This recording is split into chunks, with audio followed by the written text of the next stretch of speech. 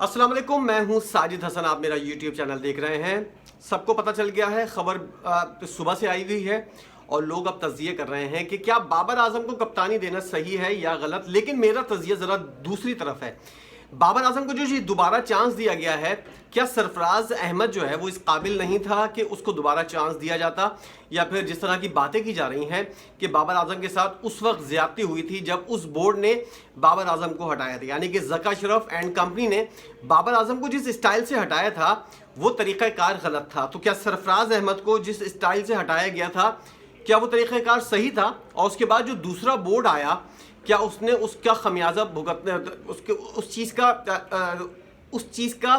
जो बदला है, यानी कि सरफराज के साथ अगर ज़्यादती हुई थी तो उसका बदला चुकाने की कोशिश की थी? ऐसा कुछ भी नहीं हुआ था।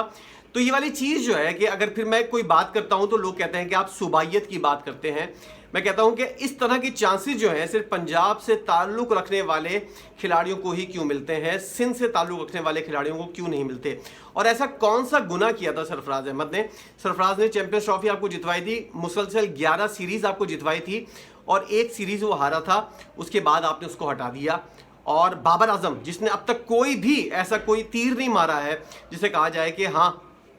ये बहुत बड़ा मैच्योर कप्तान है या फिर ये एक्स्ट्रा ऑर्डिनरी सलाहियतों का मालिक शख्स है या फिर खिलाड़ी है।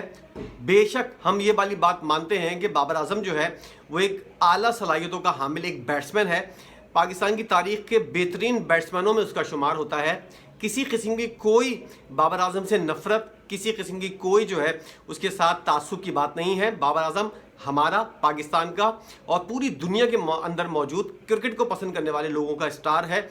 इसकी इज्जत, इसका एहतराम अपनी जगह। लेकिन क्या पाकिस्तान क्रिकेट बोर्ड जो है वो इंसाफ करता हुआ नजर आ रहा है? इसके अंदर बाबर आजम का किसी तरह का कोई कसूर नहीं है। बाबर आजम जो है वो अपने तौर पर टीम को जितवाने की भी कोशिश करता है। बेशक उसके अंदर जितनी सलाहियत है वो अपनी पूरी सलाहियतों को इस्तेमाल करता है, लेकिन कप्तानी का मटेरियल है या नहीं ये बहस इस वक्त कतई नज़र है। सरफराज अहमद जो है अंडर 19 से लेकर अब तक पाकिस्तानी टीम की क़यादत कर चुका है और हर मौके के ऊपर उसने प्रूव किया है कि वो जितने भी इस वक्त पाकिस्तान के अंदर मौजूद हैं खिलाड़ी, उनमें सबसे अच्छा कप्तान है। तो क्या उसके साथ इस तरह का रवैया रखना एक ठीक फैसला था, या फिर हमने उसको एज अ कप्तानी का मटेरियल, कप्तानी का माइंड, उसको हमने टीम के अंदर से भी निकाल दिया और उसके बाद अगर चाहते हम तो उसको प्लानिंग के तौर पर टीम के साथ रख सकते थे, जिसे कहते हैं मेंटोर के तौर पर, या कोई भी आप नाम ले दें। उस हिसाब से सरफराज अहमद की टीम के अंदर जगह बंदी थी। वो नए खिलाड़ियों को और एज अ कप्तान जो कप्तानी कर रहा है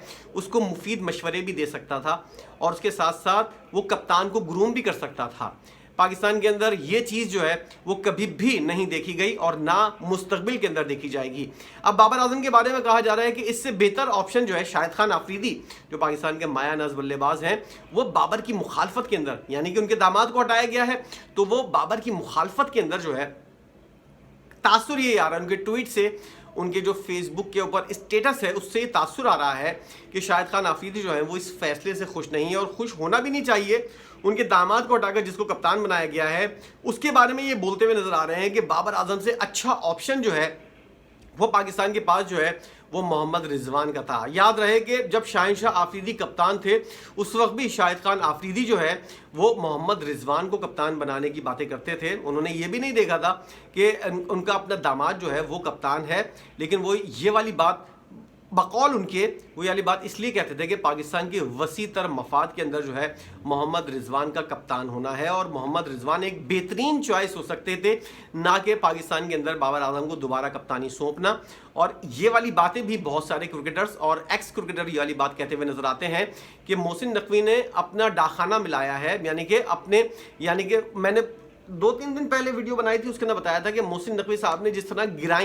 जिस तरह अपने मोहल्ले का जो लोग होते हैं उनको सपोर्ट की जाती है, वही वाला काम किया है। लाहौर के रहने वाले मोहसिन नकवी हैं और लाहौर का ही रहने वाला बाबर आजम है। और जब मोहसिन नकवी साहब आए थे पाकिस्तान क्रिकेट के अंदर, उस वक्त पहले दिन ही मैंने ये वाली खबर ब्रेक कर दी थी कि मोहसिन नकवी साहब ये वाली बात चाहते हैं, ये वाली उनकी ख्वाहिश है। जब वो चेयरमैन पीसीबी नहीं बने थे, जब भी उनकी यही ख्वाहिश थी कि बाबर आजम जो है वो पाकिस्तानी टीम का कप्तान हो और उसको जिस तरह हटाया بتایا گیا ہے وہ طریقہ کار غلط ہے. تو سرفراز نے ایسا کیا غلط کیا تھا جس کی وجہ سے